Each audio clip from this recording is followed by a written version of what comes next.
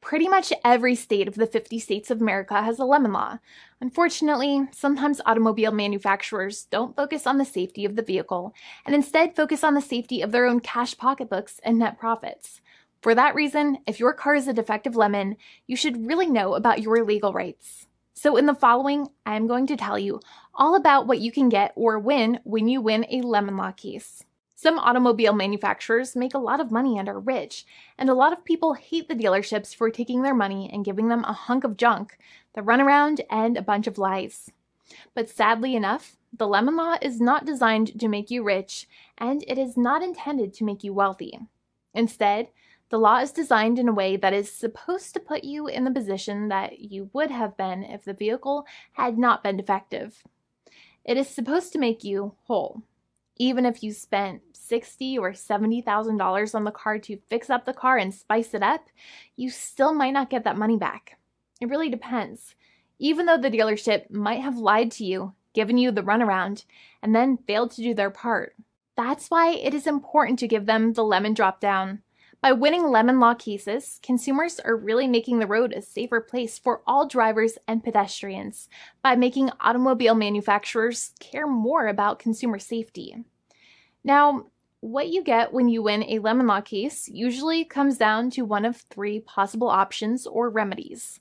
Option 1 is that they might provide you with a replacement vehicle. Option 2 is that they might offer you a refund or what is called a lemon law buyback. Options 3, I will discuss option 3 a little later on in this video, and it is an important option you should know about as well with some real lemon juice. So let's start with the first remedy.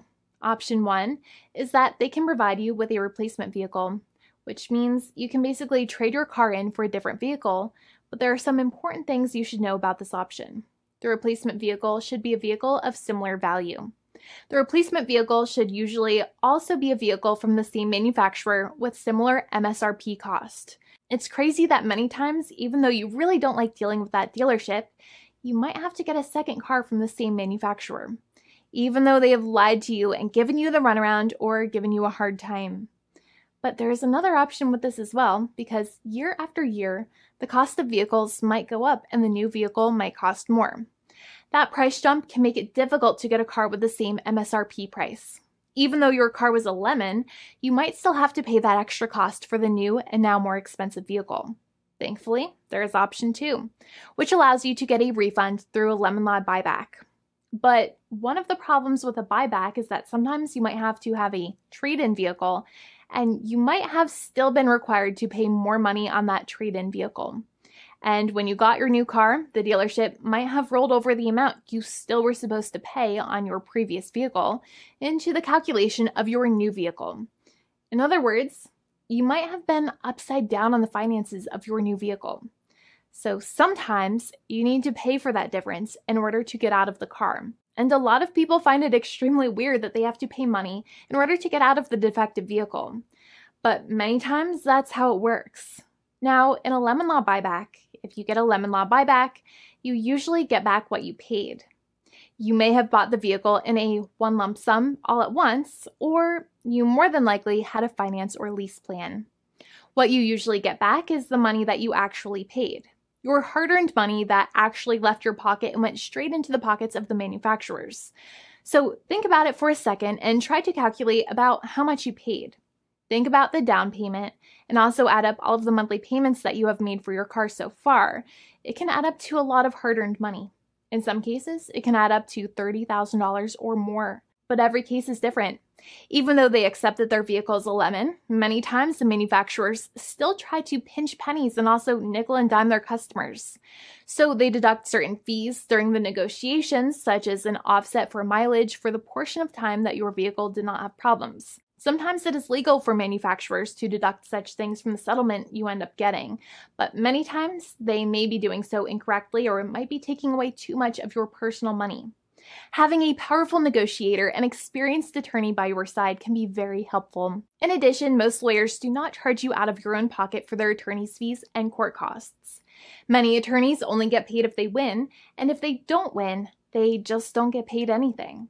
Lots of attorneys spend their own money on your case, and the attorney might never get the money back.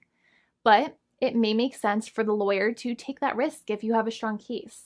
It reminds me of being a kid and selling lemonade and spending my piggy bank coins and quarters to make the lemonade, even though I was never sure if I would make my money back.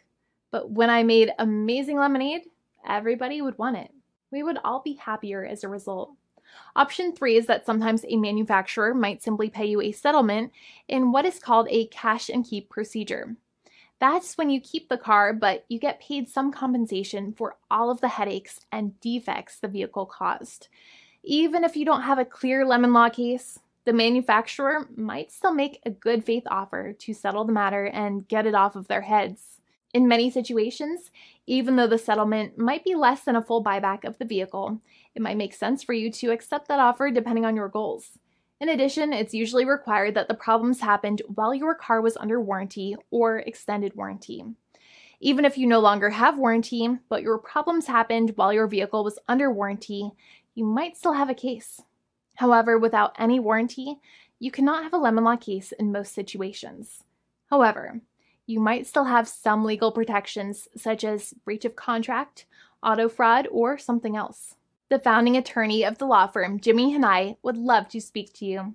The consultation is completely free, and the team of lawyers can speak to you and review any documents you have for the vehicle, such as your vehicle purchase agreement and repair invoices. Call now for a completely complimentary and fully free consultation with an experienced lawyer.